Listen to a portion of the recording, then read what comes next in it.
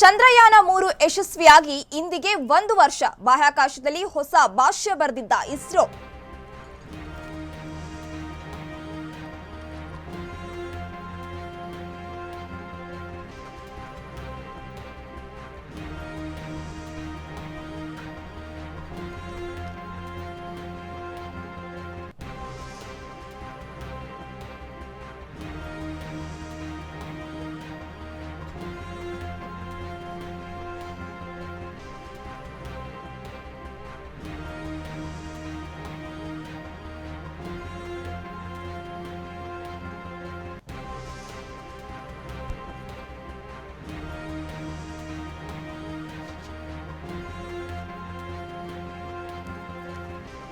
ಚಂದ್ರಯಾನ-3 ಯಶಸ್ವಿಯಾಗಿ ಇಂದಿಗೆ 1 ವರ್ಷ ಪೂರ್ಣವಾಗಿದೆ.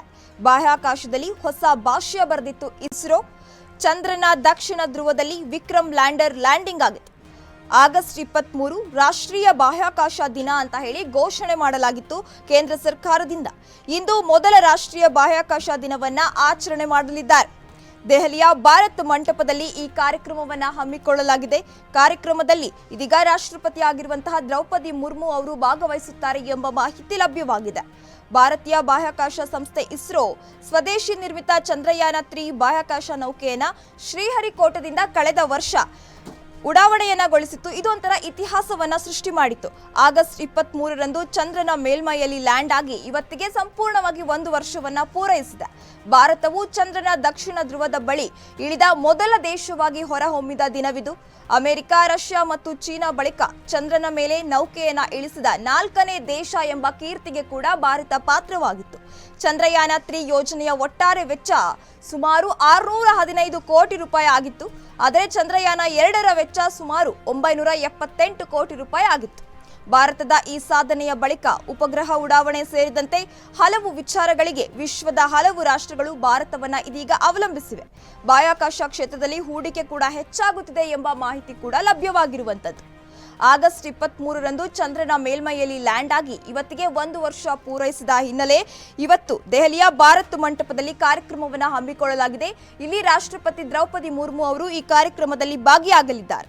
ರಾಷ್ಟ್ರೀಯ ಬಾಹ್ಯಾಕಾಶ ದಿನ ಅಂತ ಕೇಂದ್ರ ಸರ್ಕಾರ ಘೋಷಿಸಿದ ಹಿನ್ನೆಲೆ ಇವತ್ತು ಕಾರ್ಯಕ್ರಮವನ್ನು ಹಮ್ಮಿಕೊಳ್ಳಲಾಗಿದೆ. ಭಾರತೀಯ ಬಾಹ್ಯಾಕಾಶ ಸಂಸ್ಥೆ ಇಸ್ರೋ ಸ್ವದೇಶಿ ನಿರ್ಮಿತ ಚಂದ್ರಯಾನ-3 ಬಾಹ್ಯಾಕಾಶ ನೌಕೆಯನ್ನ ಶ್ರೀಹರಿಕೋಟದಿಂದ ಹೋದ್ಸಲ ಉಡಾವಣೆ ಮಾಡಿತ್ತು. ಆದರೆ ಇವತ್ತು ಆಗಸ್ಟ್ 23ರಂದು ಚಂದ್ರನ ಮೇಲ್ಮೈಯಲ್ಲಿ ಲ್ಯಾಂಡ್ ಆಗಿತ್ತು. ಇವತ್ತಿಗೆ ಕರೆಕ್ಟ್ 1 ವರ್ಷ ಪೂರ್ಣವಾಗಿದೆ. ಭಾರತವು ಚಂದ್ರನ ದಕ್ಷಿಣ ಧ್ರುವದ ಬಳಿ ಇಳಿದ ಮೊದಲ ದೇಶವಾಗಿ ಹೊರಹೊಮ್ಮಿದ ದಿನವಿದು. ಇದು ಒಂಥರ ದೇಶದ ಜನತೆಗೆ ಸಂತಸದ ವಿಚಾರ ಅಂತಾನೆ ಹೇಳ್ಬೋದು. ಅಮೆರಿಕ, ರಷ್ಯಾ ಮತ್ತು ಚೀನಾ ಬಳಿಕ ಚಂದ್ರನ ಮೇಲೆ ನೌಕೆಯನ್ನ ಇಳಿಸಿದ 4ನೇ ದೇಶ ಎಂಬ ಕೀರ್ತಿಗೆ ಭಾರತ ಪಾತ್ರವಾಗಿದೆ. ಚಂದ್ರನ ದಕ್ಷಿಣ ಧ್ರುವ ವಿಜ್ಞಾನಿಗಳಿಗೆ ಬಹಳ ಸಮಯದಿಂದ ಕುತೂಹಲ ಕೂಡ ಇತ್ತು. ಈ ಭಾಗದಲ್ಲಿ ಉಷ್ಣಾಂಶ -230 ಡಿಗ್ರಿಗಿಂತಲೂ ಕಡಿಮೆ ಇತ್ತು. ಬೆಳಕನ್ನೇ ಕಾಣದ ಪ್ರದೇಶಗಳು ಇಲ್ಲಿವೆ. ಆದ್ರೆ ಕೂಡ ಚಂದ್ರಯಾನ-1 ಯೋಜನೆಯ ಮೇಲೆ ಚಂದ್ರನ ಮೇಲೆ ನೀರಿದೆ ಅಂತ ಕೂಡ ಹೇಳಲಾಗ್ತಾ ಇತ್ತು. ಇದೀಗ ಇವತ್ತು ಭಾರತ್ ಮಂಟಪದಲ್ಲಿ ಕಾರ್ಯಕ್ರಮವನ್ನು ಹಮ್ಮಿಕೊಳ್ಳಲಾಗಿದೆ.